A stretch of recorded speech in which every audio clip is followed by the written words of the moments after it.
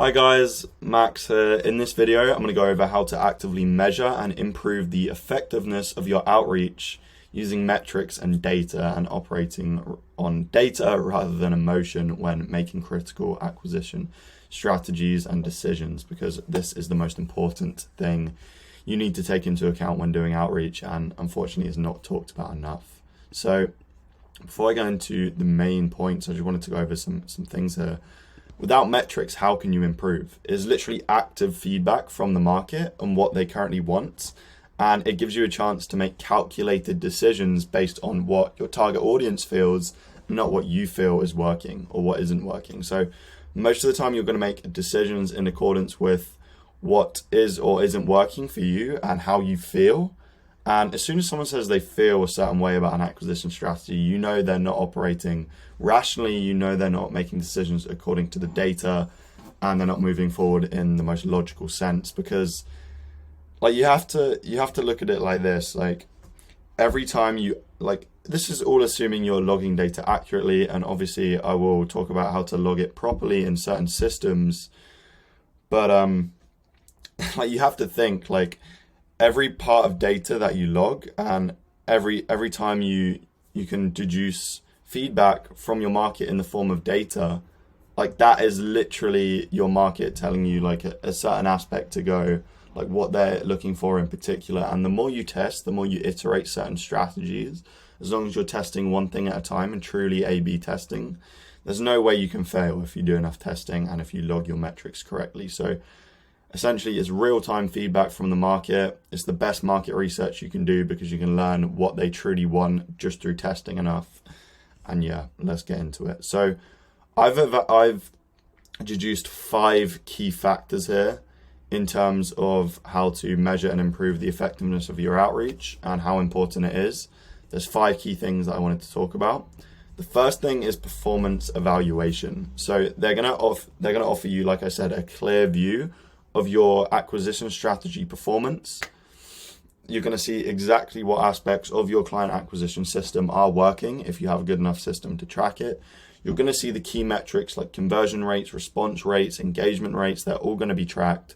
So for example, in a cold email, you're going to see positive response rates, appointment booking rates, open rates if they're turned on, etc. You're going to see all the essential metrics you need to make calculated decisions. So you can assess effectiveness and adjust strategies accordingly based on the metrics of your data. So you can actually make clear, logical decisions based on what your market wants and not just how you feel.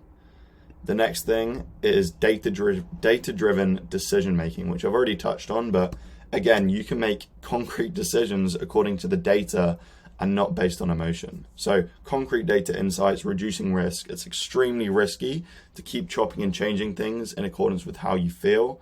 You could send 100 emails and just for a complete irrational reason decide to change the script and just decide you don't like it or nothing's working without operating with a concrete set of data and a concrete framework to make decisions from. You're going to have a complete mess up here and you're not going to be able to make informed decisions. So it increases the likelihood of successful client acquisition systems. That's just because you're operating from what your clients want and what your prospects want rather than what you want. So they understand their problems a lot better than you do. So the next thing is resource optimization. So if you know what's truly working, if you know how much money you're spending on things, if you know the results that's churning out, you know the cost per lead, acquisition, customer value, you're going to be able to allocate the resources that you have a lot better to certain aspects. So it's going to help you 10-fold financially, 100-fold financially. So you can identify the channels and the tactics that you're using that have the best return on investment. So how can you know how to allocate your money properly if you don't truly know what is working? And if you don't know what sort of return on investment that money is giving you with cost per lead, client signed, etc. So this ensures, if you actually track data, that resources are going to be only focused on high value client acquisition methods. It's going to save you so much time because you're only going to focus the time and the effort you have and the finances you have on the acquisition channels with the best output if you're tracking data correctly. So it's going to save you loads of time, loads of money, and loads of stress as well. Next thing continuous improvement. So the metrics that you have, you're going to be able to track the patterns, the fluctuations over time. You're going to be able to adapt, to refine acquisition approaches, because even if you have an acquisition strategy that's working, but you're not tracking it, you're not aware of how the market is continuously growing and how their reception is continuously changing to that certain type of message. So as long as you're tracking, you're going to be able to know why certain things aren't working and when they stop working. So you're going to have the ability to continuously iterate, and it's going to be the best source of market feedback because you're going to be constantly ahead of the curve no matter how much you test, and you're always going to be getting that feedback. So like it says here, it's going to ensure relevancy and effectiveness in a constantly changing market landscape. So you're going to always be ahead of the curve. You're going to always be knowing what your market wants and knowing what is working and what isn't. Like, I can't stress how much this puts you ahead of your competitors, just simply tracking stuff, because you can make decisions according to data and not emotion. It means everything in client acquisition, and it's not talked about enough. So next thing is goal alignment. So you can clearly define your goals for certain acquisition strategies. And the thing is, metrics, they offer tangible measurement of progress towards goals. So it's so much easier to remain motivated, to remain focused, to remain disciplined if you know that if I just continue running this client acquisition system, let's say it has a 2% appointment booking rate. Let's say I'm sending 100 emails a day, I'm booking 2 appointments per day, 5 working days every week. So let's say that would be 20 calls per month. Actually, that would be 40 calls per month. Let's say you have a 10% sales conversion rate, you have a 1 call close. That's going to be 4 clients every month. If your goal is, let's say, an extra 20 clients in the next year, you know that on average you'd have to run that client acquisition strategy for 5 months to hit that goal. So they offer tangible progress towards the goals. And what is the main thing that fuels discipline and fuels motivation? Is progress. So if you can consistently see this progress in your client acquisition and in the metrics and in the data, it's going to make a discipline a whole lot easier. So it's going to allow quantifiable benchmarks for acquiring clients or revenue targets. You can easily see when you're going to be projected to hit that next revenue target based on the system that you've built, based on the data that is projected.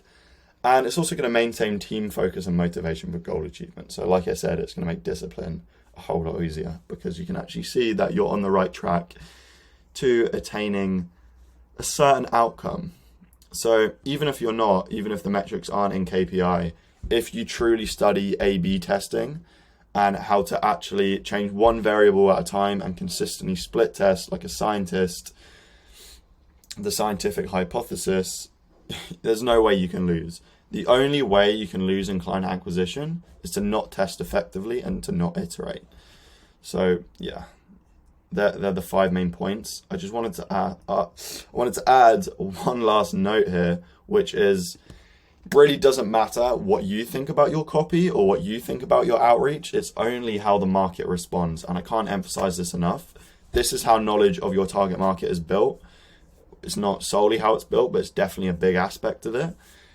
It really could not, like, the market doesn't care what you think about your copy. The market doesn't care, like, the anticipation you have as to whether a piece of copy is going to work, whether a certain messaging strategy is going to work. Literally only matters how the market responds to it. So ultimately, if you go into a campaign, let's say you're about to launch a cold email campaign, your expectation for the campaign is up here. You're like, this is going to absolutely crush it. This is going to get me some insane results. Only for it to then launch and for it to completely flop. So you're up here right now in confidence.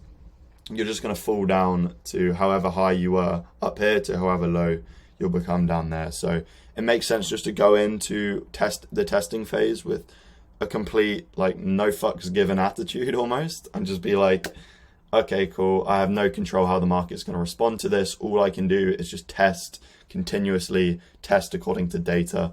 And therefore I can make logical decisions. So that is everything for this video. I'm probably going to do a video where I go over how exactly I track metrics for cold email campaigns, and something in the future for LinkedIn as well. If you would like to see a video like that, let me know. Give a like, a comment, subscribe. That'd be amazing. Just let me know sort of what content you want to see, and I'll do my best to deliver on any ideas you have.